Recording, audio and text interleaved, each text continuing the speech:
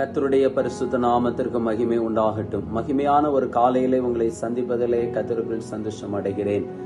ஏசாயா 29:14 வசனத்தினுடைய முதல் பகுதியை நான் உங்களுக்காக வாசிக்கிறேன்.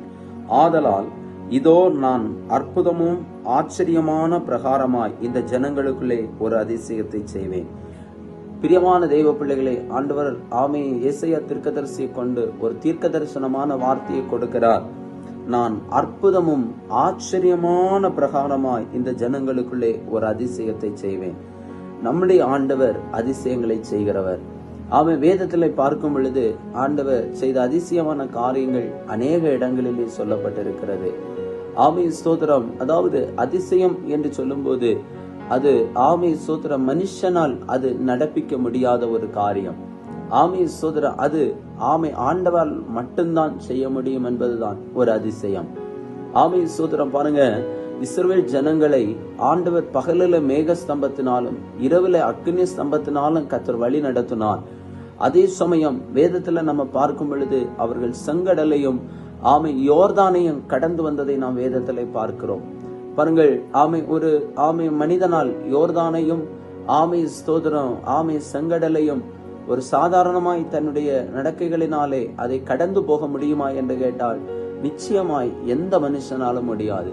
ஆனா கர்த்தர் தம்முடைய ஜனத்திற்காய் ஒரு அதிசயமான காரியத்தை ஆண்டவர் நடப்பித்து அவர்களை நடத்துகிறதை நாம் வேதத்திலே பார்க்கிறோம்.